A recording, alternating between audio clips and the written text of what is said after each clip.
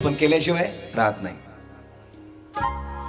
बळीराजा असा दानशूर होता, तो कधी बोलून दाखवत नव्हता, पण जो कोणी अतिथी आला त्याला दान दिल्याशिवाय परत पाठवत नव्हता। आणि त्याचा फायदा काय झाला पहा। दान देण्यासाठी उदारता पाहिजे। मी कथेची पार्श्वभूमी सांगतो। हो, एखादा श्रीमंत असेल पण उदार नसेल तर त्याला दानी म्हणता येत नाही। एखादा उदार असेल, श्रीमंत असेल पण स्वतंत्र नसेल तर हो, त्याच्याकडे भरपूर आहे पण पहिल्यांदा परवानगी घ्यायला लागते, विचारा लागते देऊ काय बा, म्हणजे पावती फाडू काय। समजा कार्यकर्ते घरी गेले, श्रीमंत माणूस आहे, मनानं मोठा आहे, मग कार्यकर्ते गेले, म्हणजे काय तुमच्याकडून पावती पाहिजे होती, म्हणे केवढ्याची, हा म्हणे फाडा 10,000ची। 10,000ची फाडा, फक्त 2 मिनिटं थांबा का, पहिले तिला विचारू द्या म्हणे। इथं काय, इथे हा श्रीमंत आहे, उदार आहे पण स्वतंत्र नाही। दुसरा वर्ग आहे, स्वतंत्र आहे, श्रीमंत आहे पण उदार नाही, कंजूस आहे। म्हणजे कार्यकर्ते गेल्यावर सांगितलं पावती फाडायची, हा म्हणे केवढ्याची, फाडा 21 रुपयाची। एवढी श्रीमंती आहे, स्वतंत्रता आहे पण कंजूस आहे, उदार नाही, मनाने मोठा नाही, तोही दान देऊ शकत नाही। तिसरा वर्ग आहे, स्वतंत्र आहे, उदार आहे पण श्रीमंत नाही, तर हाही दान देऊ शकत नाही। ओ, एक गरीब होता, वारकरी होता, रोज कामाला जायचा आणि त्यानं 500ची नोट ज्ञानेश्वरीमध्ये ठेवली। कशासाठी? आपल्या गावातला सप्ताह आला बा, दत्तगिरी महाराजचा सप्ताह आहे आणि 500 रुपये वर्गणी द्यायची। तर ज्ञानेश्वरीमध्ये 500 रुपये ठेवले, पण काय झालं, सप्ताह लागायच्या 2 दिवस अगोदर त्याची मुलगी आजारी पडली, ह्याच्याकडे पैसेच नव्हते, ह्यानं तेच 500 रुपये घेतले आणि दवाखान्यात गेला, मुलीचं औषध आणलं वगैरे वगैरे। आता ही मंडळी गेली वर्गणी मागायला, म्हणले वर्गणी तुमच्याकडून काय असेल द्या तुम्ही तुमच्या मनाने। तो म्हणला, राजा माफ करा, मी 500 रुपये ठेवले होते पण माझी मुलगी आजारी पडली आणि ते सगळे पैसे खर्च झाले, आता माझ्याकडे काही नाही, मी लागन तर तुमच्या मंडपात सेवा करतो, मी दुसरं देणार करता माझ्या काही नाही। याचा अर्थ असा आहे, दान देण्यासाठी 3 गोष्टी पाहिजे, उदारता, श्रीमंती आणि स्वतंत्रता। बळीराजा उदारही होता, श्रीमंतही होता आणि स्वतंत्रही होता, लक्षात घ्या। एरवी तसं कोणाचं नाव निघत नाही। लक्ष्मीचा एक नियम आहे, लक्ष्मी चंचल आहे, ती एका ठिकाणी थांबत नाही। ती नाही सप्त्यामध्ये दिली, नाही दान इथे घडलं सत्कर्मात, तर तो पैसा व्यभिचारी वाईट कर्मात लागतोच। एक तर डॉक्टरकडे द्यावा लागतो, नाही तर पोलीस स्टेशनमध्ये लागतो, नाही तर वकिलाजवळ द्यावा लागतो, कोर्टाच्या माध्यमातून। पैशाला हजारो वाटा असतात। सत्कर्मामधलं दान योग्य आहे। कोणतं दान कुठं दिलं पाहिजे याचं शास्त्र आहे, ऐका तुम्हाला सांगतो मी। आता सध्या हा सप्ताह सुरू आहे, या सप्त्यामध्ये कोणतं दान आहे, ह्याला म्हणतात ज्ञानदान यज्ञ। हा काय? ज्ञानदान यज्ञ।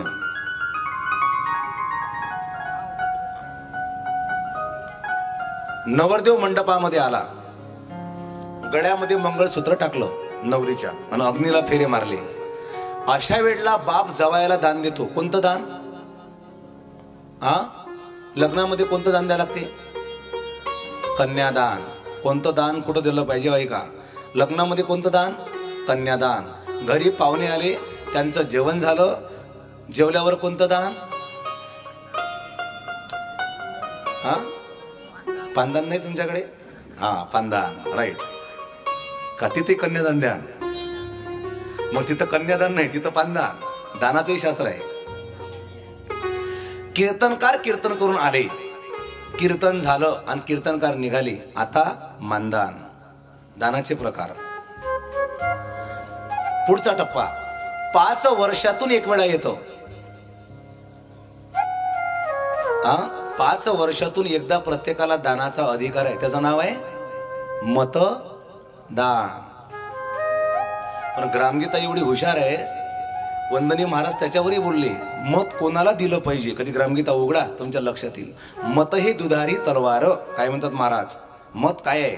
मत हे दुधारी तलवार, त्याचा उपयोग न होता बरोबर आपलाची उलटतो वार आपणावरी। काय हुशार आहे ग्रामगीता, काय शब्द आहे। महाराज म्हणतात, मतदान करणारा जर त्याने माणूस चुकीचा निवडला, पुढचा अधिकारी तर मतदानाचा अधिकार जो दिला त्याचा धिक्कार होऊ शकतो आणि ती संकट तुमच्यावर ओढवू शकतं. म्हणजे तुम्ही जर गेलात तर तुमचा मान होईल त्याची गॅरंटी नाही. म्हणून तो सुद्धा अधिकार असावा लागतो. तिथं सुद्धा सत्संगाची. मी तर हे सांगेल, सध्या जीवनातल्या प्रत्येक क्षेत्रामध्ये प्रवचनाची गरज आहे. हे बा, संसारामध्येही प्रवचनाची गरज आहे, ऐका. आणि राजकारणामध्ये प्रवचनाची गरज आहे. आर्थिक कारणामध्ये सरकारला सुद्धा प्रवचनाची गरज आहे. ज्ञानेश्वरी असा ग्रंथ आहे, ग्रामगीता असा ग्रंथ आहे, सामाजिक बांधिलकी काय आहे, ग्रामापासून तर देशापर्यंत, खेड्यापासून देशापर्यंत गाव कसे आदर्श होतील मी सांगतो तुम्हाला, ऐका. आता तुम्ही टाळी वाजवाल, माझं बोलणं पहिल्यांदा ऐकून घ्या. जर देश एक झाला पाहिजे असं वाटत असेल, जर देशामध्ये एकी नांदावी असं वाटत असेल, तर त्यासाठी पहिल्यांदा राष्ट्रामध्ये एकी पाहिजे. जर राष्ट्रामध्ये एकी पाहिजे असेल तर त्यासाठी पहिल्यांदा जिल्ह्यामध्ये एकी पाहिजे. जर जिल्ह्यामध्ये एकी पाहिजे असेल तर तालुक्यामध्ये एकी पाहिजे. जर तालुक्यामध्ये एकी पाहिजे असेल तर गावागावात एकी पाहिजे.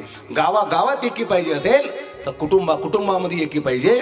आणि जर कुटुंबामध्ये एकी पाहिजे असेल तर भावाभावामध्ये एकी पाहिजे. आणि भावाभावामध्ये एकी पाहिजे असेल तर यासाठी ग्रामगीता वाचलीच पाहिजे, हा त्याचा अर्थ आहे.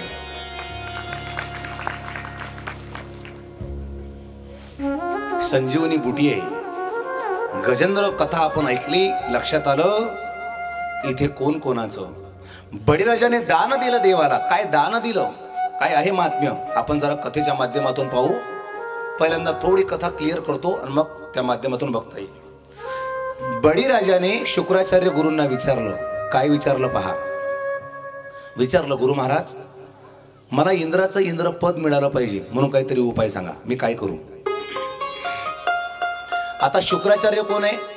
शुक्राचार्य दैत्याचे गुरु आहे. शुकाचार्य भागवत सांगणारे आणि शुक्राचार्य अशी रपार आहे. दैत्याचे गुरु होते. एवढ्यामध्ये शुक्राचार्य म्हणाले, राजा काय म्हणाले, तू जर 100वा यज्ञ पूर्ण केला तर तुला इंद्राचं इंद्रपद मिळेल. आतापर्यंत 99 यज्ञ पूर्ण झाले तुझे. जर 100वा यज्ञ केला, 100वा यज्ञ जर पूर्ण केला तर तुला काय होईल, इंद्राचं इंद्रपद मिळेल. झाली तयारी सुरू. आता काय केलं पाहिजे, तर गुरु महाराज त्या ठिकाणी पोहोचतील. मी तुला काही मंत्र सांगेल, तुला हाताला यज्ञाचं कंकण बांधावे लागेल. कुठलाही यज्ञ पाण्याशिवाय आणि दिव्याशिवाय पूर्ण होत नाही. जसा हा दिवा आहे, आरंभ आहे हा शुभ कामाचा. अग्नी साक्ष असते पंचतत्वाचं. अग्नी पावित्र्य आहे जीवनाचं. अग्नी बुद्धीचं तेज वाढवते, लक्षात घ्या. म्हणून सूर्याला नमस्कार करावा लागते. का, कारण सूर्य देवता बुद्धीचं तेज वाढवत असते. तसं काही नियम सांगितले शुक्राचार्याने राजाला. आणि यज्ञाला आता सुरुवात होणार. म्हणून कोण कोण आलं पहा त्या यज्ञामध्ये. त्या बळराजाने सगळे आपले सेवक बोलावले. आता इंद्राचं पद मला मिळावं असं बळीला वाटलं. आणि इंद्राला वाटलं आपलं पद जाऊ नये. तुम्हाला एक सांगतो, पदाची भीती ही पूर्वीपासूनच आहे, आताच आहे असं नाही. इंद्राला सुद्धा वाटलं माझी खुर्ची जाऊ नये, माझं पद जाऊ नये. जर यज्ञ पूर्ण झाला तर माझं पद जाईल. मग त्या यज्ञामध्ये विघ्न आणलं पाहिजे. असं कोणतरी पाठवलं पाहिजे की बळीराजाचा यज्ञ पूर्ण होणार नाही. म्हणून काय केलं इंद्राने, अदिती आणि कश्यप ऋषी यांची भेट घेतली आणि सांगितली. अदिती आणि कश्यप यांचा अंगीकार झाला, स्वीकार झाला, विवाह झाला. आणि अदितीने काय केलं, एक पयोव्रत केलं. पयोव्रत म्हणजे दुधाचं, फक्त दूधच प्यायचं, बाकी काहीच खायचं नाही. प्रतिपदा ते अमावस्या या 15 दिवसामध्ये त्या अदितीने पयोव्रत केलं. आणि मग त्या उदरामधून साक्षात वामन देवाचा अवतार प्रगटला. आणि वामन देव आता बळीच्या दरबारामध्ये येणार. कसे येणार आपण बघा. यज्ञ सुरू आहे. शुक्राचार्य आणि बळीराजा या दरबारामध्ये पोहोचले.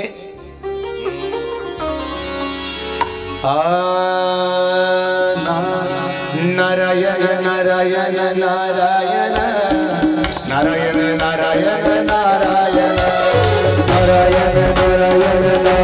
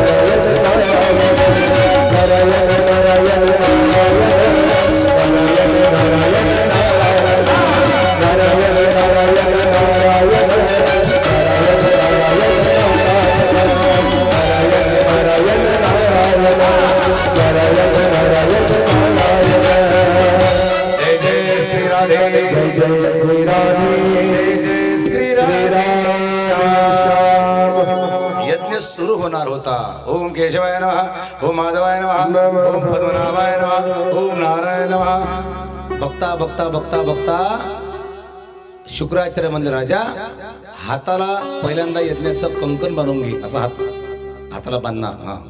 हाताला कंकण. पण एवढ्यामध्ये राजाला निरोप गेला, इकडे कंकण बांधण्याची वेळ आहे आणि निरोप गेला, राजे कोणतरी अतिथी आलेला आहे. आणि बघते तर काय, दरबारापाशी अतिथी कोणतरी आला होता. बळीराजा उठून उभा राहिला. फक्त राजा उठा, गुरु नका उठू, बळीराजा उठा बस. जसा राजा उठला, कोणतरी आलेला आहे पाहिलं, राजा पुढे गेला.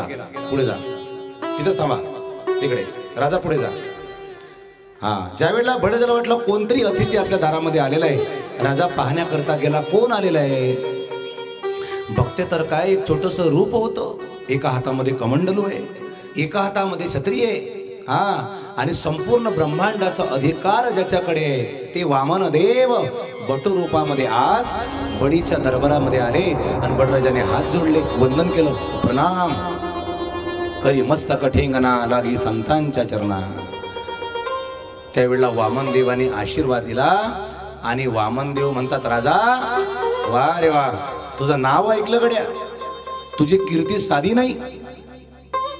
तुझं नाव ऐकून तुझ्याकडे आलो आणि मी असं ऐकलं की तू फार दानशूर आहेस. काय म्हणतात शब्द काय देवाचे, तू फार दानशूर आहेस.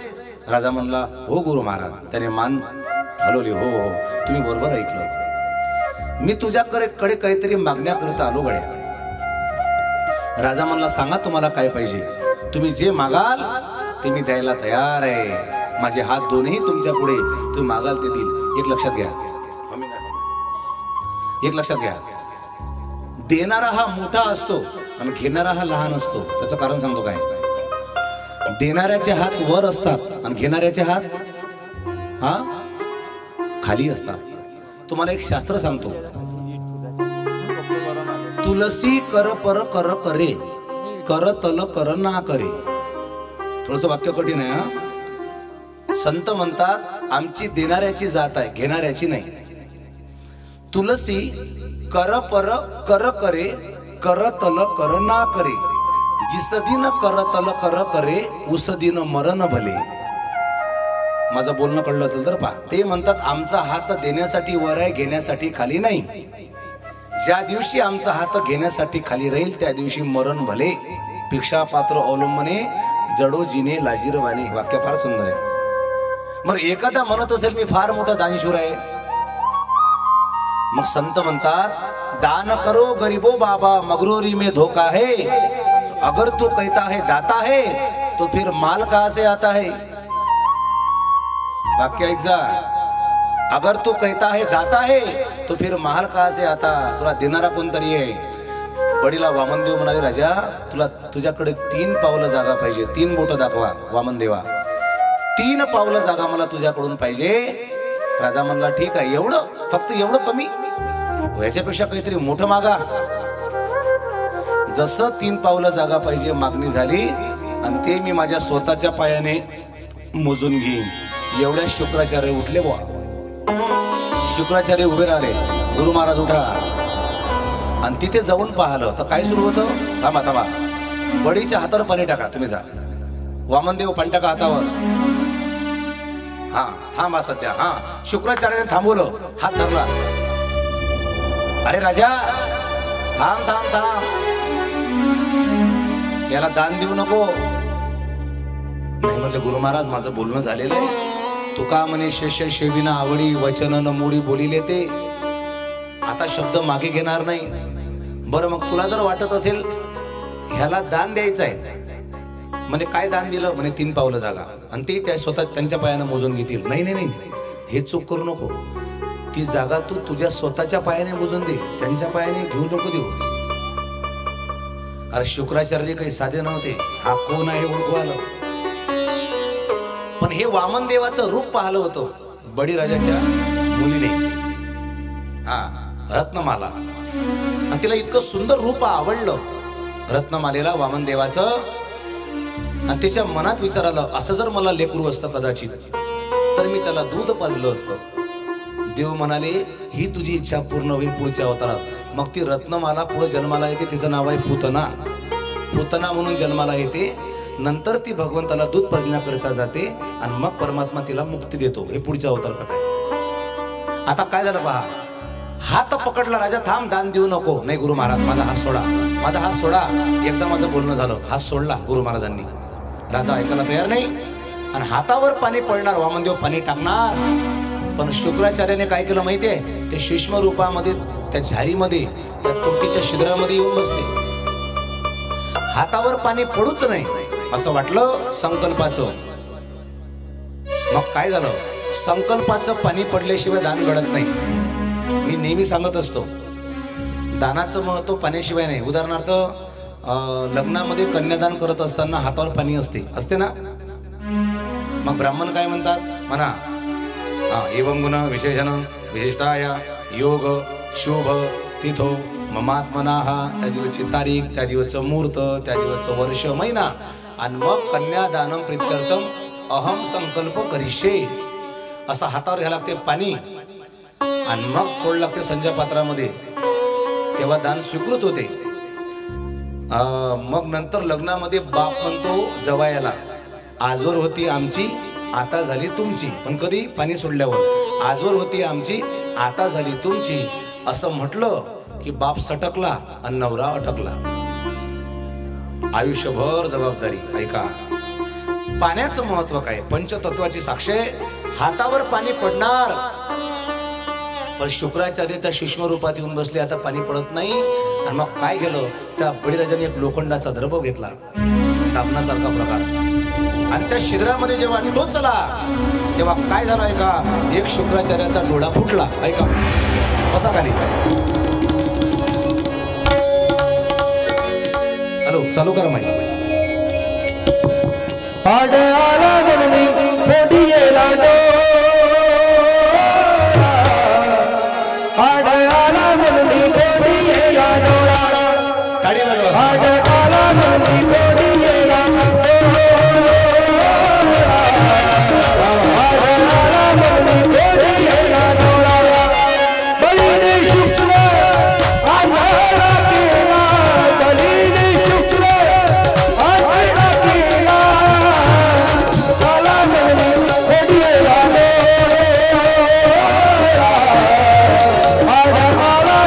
Hey!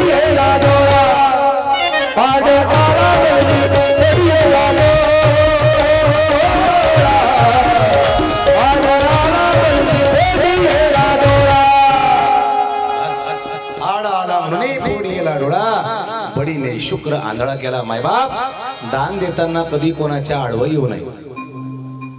आपलाही डोळा फुटण्याची शक्यता आहे. याचा अर्थ काय? डोळा फुटणे म्हणजे काय? आपण देवाच्या नजरेतून उतरू शकतो. समाजाच्या नजरेतून उतरला तर चालेल.